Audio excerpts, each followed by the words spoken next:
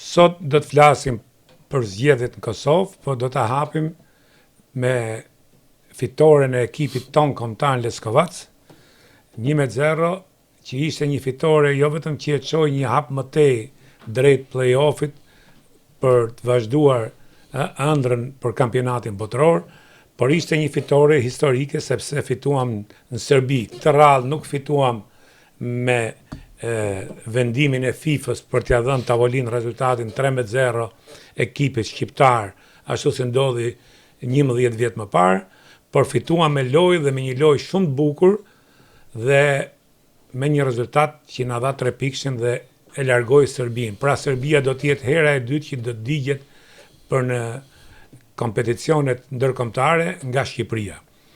Do të flasim dhe për zgjedhjet në Kosovë, me analistin dhe njohësin më të mirë, mendoj unë, të politikës ballkanike, zotin Arben Andoni. Zoti Andoni, mirë se keni ardhur.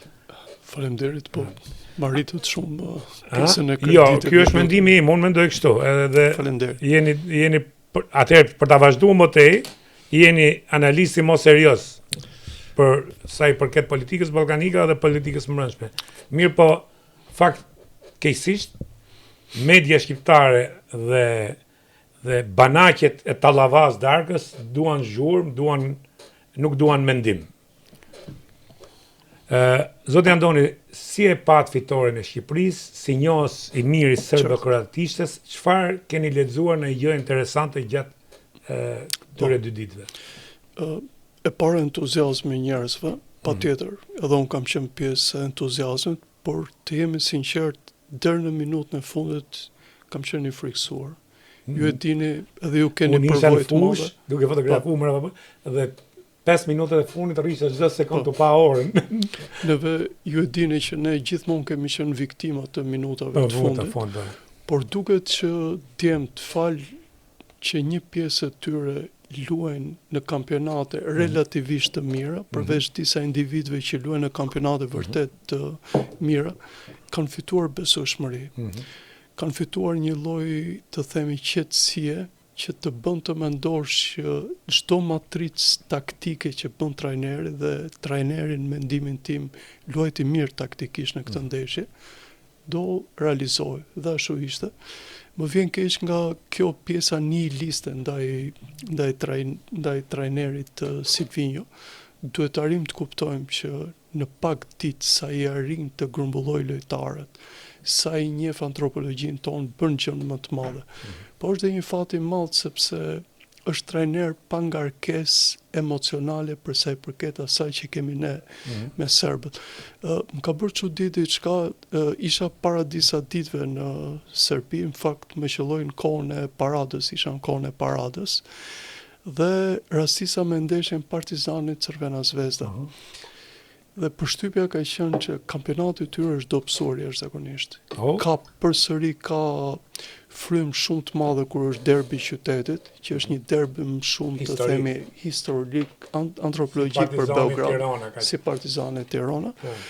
Por se nuk e justifikon atë cilësinë e Crvena Zvezdës dikur dhe Partizanit Vokrit, që kanë qenë ekipe vërtet me peshë. Megjithatë, në këtë ndeshje, personalisht kam parë një ekip të disiplinuar, sidomos nga ana taktike. Po. Dhe një dobësi të jashtëzakonshme të ekipit serb, po kjo nuk na takon neve. Shpresoj që Shqipëria të paktën mos të kapet nga deliri. Ne vazhdimisht ju e dini kapem nga deliri dhe kemi prishur shumë lojtar. Njëri syresh është Broja, që më duket fal miklimit vazhdueshëm të gazetarëve dhe të tjerë, duket që e kanë nxjerrë jashtë forme dhe atij djali duhet të punojë shumë fort, më shumë nga ana psikologjike që të afrohet te goli. Por ke serbët më bëri përshtypje diçka tjetër, që e kaluan me një herë këtë dhe arritën që të kanalizonin gjithë natin ke njerëzit e tyre. Kryesorja ka qenë Piksi, Stojkovic, trajneri, për arsye vetëm lojtari i madh. Është moshatar, pak a shumë. Dhe falë që po ndërhyj, Beni, një gentleman. Po. Stojkovic, sepse edhe në Shqipëri u soll si gentleman, uroj që mos ketë incident, bëhet një lojë e bukur, kush tjetër zotit fitoi do. Dhe tashti mbas ndeshjes, erdhi i dha dorën edhe Silvinjos, edhe Armando Dukës e merituat fitore, Po, rrugtim të mbar. po. Vjen një që nuk përfundojnë ndeshja me ndonjë incident. Keni drejt, edhe më bëri përshtypje edhe diçka. Lojtarët tanë në fund të ndeshjes janë sjellë në mënyrë shumë profesionale. Domethënë takimi me kolegët serb ishte takim shumë miqësor sportiv. Jo, dhe aty të nuk pat dy- incidente. dhe të Vetëm dy kur u shkëmbyllen. futën në tunelin për të shkuar në vëdhomën e Xhvesit, kur hynë në korridorin, broritën normale, Patjetër. një adrenalinë e madhe, një ndeshje me Patjetër. tension, me ashtu. Patjetër, sepse ne historikisht serbët na kanë mundur. Po. Dhe ju e dini që para pak vitesh na mundën edhe në Elbasan. Dhe ky rezultat mendoj që është nga rezultatet më të mira që kemi marrë, por unë prapë besoj që fitoria që kemi me Greqinë është një fitore që s'duhet harruar sepse u bën ndaj kampionës së Europës dhe ishte ndeshja e parë mbas Fitores kampionateve. së tyre. Megjithatë, me të dyja ne kemi probleme nacionale të një primitiviteti ballkanik, mendoj unë. Po. Edhe unë do dëshiroja, nuk e di çmendimin ju, që ndeshjet midis Serbisë, midis Greqisë, mos të luhen në këtë frym. Po të luhen në një atmosferë sportive, në një garë sportive, nuk kemi pse fusim këto urrëtiet nacionale. Tani, Ndoshta është e lehtë për të thonë sepse në Kosovë janë vrarë shumë njerëz, por unë mendoj dikur se unë kam thënë që as serbët nuk kemi ku i çem, as grekët nuk kemi ku i çem. As ne nuk do hikim.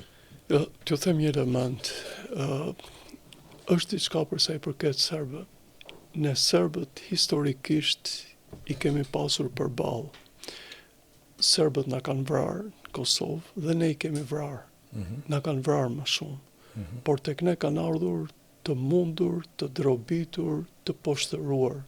Dhe ju e dini që Esat Pasha i kanë nxjerrë nga Durrësi, i kanë nxjerrë nëpërmjet forcave franceze dhe angleze në Selanik. Unë kam përkthyer një poezi të njërit prej autorëve të tyre, që ka vdekur shumë herët.